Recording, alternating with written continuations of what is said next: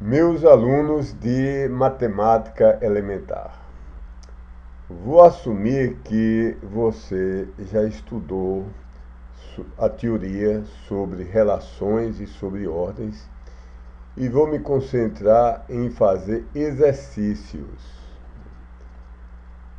Eu gosto de rascunhar um diagrama quando eu estou querendo visualizar melhor, quando eu estou querendo entender melhor as propriedades de qualquer relação, em qualquer problema. Eu faço isso porque é mais fácil de visualizar as propriedades. Por exemplo, se a relação for reflexiva, você vai notar isso observando que no diagrama cada elemento tem um laço dele para ele mesmo.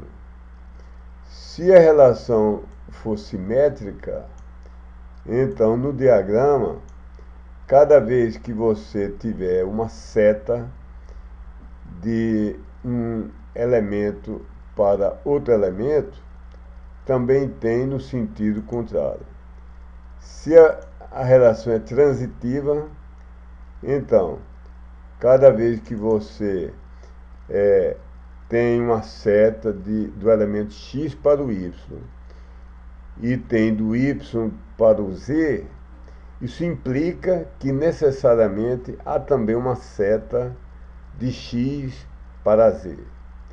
Se essas três propriedades que nós já vimos aqui forem válidas, então a relação também é uma relação de equivalência. Ela é irreflexiva, que é diferente de ser não reflexiva. Então a relação é irreflexiva se não há nenhum autolaço de nenhum elemento para ele mesmo. Então, se tiver um autolaço, não é irreflexiva. Ela é assimétrica se você observar isso. Cada vez que você tiver uma seta do elemento x para um elemento y, não tem uma seta na direção contrária. Em todo o diagrama não pode haver nenhuma vez em que isso ocorra. E a relação é assimétrica se o fato de haver uma seta de x para y e outra na direção contrária de y para x, implica necessariamente que os elementos são iguais. Se forem satisfeitas essas três relações, essa relação forma uma ordem parcial ampla.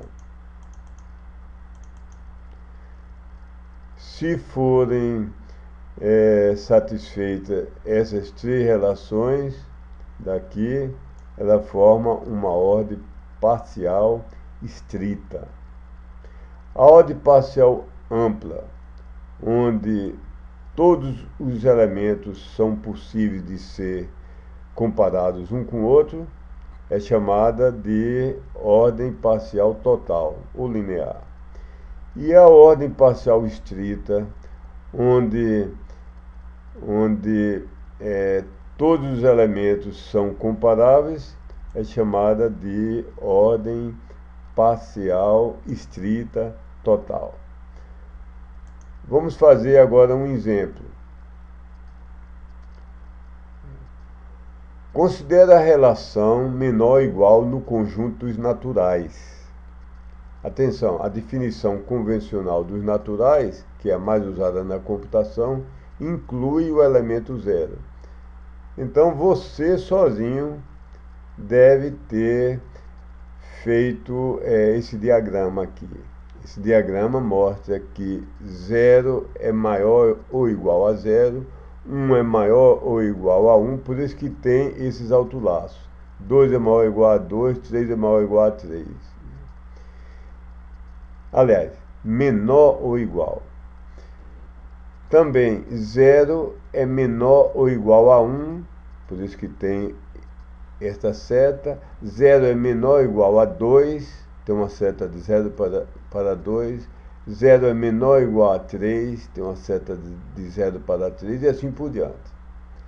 Então, olhando para este diagrama, vou lhe dar um tempo, você pode fazer uma pausa para responder esse questionário. Pronto? Então, essa relação é reflexiva? Resposta, sim. Respostas, sim.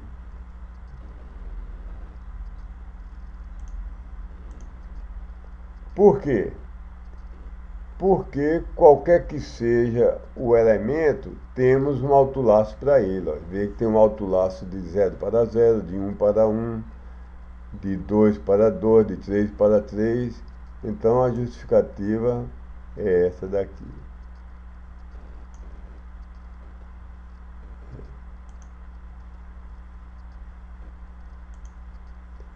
Vou colocar logo todas as respostas para a gente analisar uma por uma. Essas relações transitivas, sim, porque sempre que há uma seta de x para y e também de y para z, forçosamente vai haver uma de x para z. Ou, dizendo isso, adaptando para a relação específica, se o número x é menor ou igual ao número y e o número y é menor ou igual ao número z, então x tem que ser menor ou igual a z. Portanto, é uma relação transitiva. É simétrica? Não. Porque para ser simétrica, a relação tem que funcionar num sentido e no sentido inverso entre dois elementos.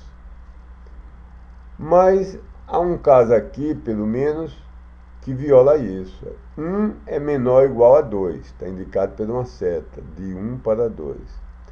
Mas 2 não é menor ou igual a 1. Então, esta relação não é simétrica. Por conseguinte, não é uma relação de equivalência, porque para ser uma relação de equivalência, precisa satisfazer essas três relações. E ela não satisfaz, aqui não foi simétrica. É irreflexiva? Não, porque para ser irreflexiva, não pode haver no diagrama nenhum autolaço. E aqui nós temos, por exemplo, há um autolaço que sai de 1 e volta a 1. Ela é assimétrica? Não, porque há um arco de 1 para 1 e também há um arco de 1 para 1. Então, para ser assimétrica, não pode ocorrer isso. Aliás, todo diagrama que tenha pelo menos um autolaço, isso é, um laço de um elemento para ele mesmo, não é assimétrica essa relação. E é antissimétrica? Sim, porque o fato de um número A ser menor ou igual ao número B e B ser menor ou igual ao número A, esse fato implica que A é igual a B. Continuando nessa mesma relação, para completar, nós podemos aqui já ver as respostas. As respostas são simples porque são aplicações diretas das definições.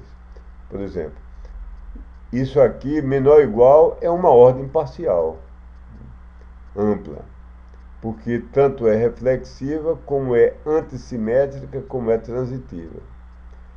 É uma ordem parcial total? Sim, né? Porque satisfaz a definição. Sempre que dois números sejam naturais, existe uma relação menor ou igual, você pode dizer qual é o número que é menor ou igual a ele, e sempre qualquer número natural é comparável a outro número natural. É uma ordem parcial estrita? Não, porque a ordem parcial estrita exige que seja relação irreflexiva, antissimétrica e transitiva, e essas três condições não são simultaneamente satisfeitas. Então, ela não sendo uma ordem parcial estrita, não faz sentido se responder essa outra pergunta. Vou parar aqui para depois continuar. Felicidades, meu bom aluno.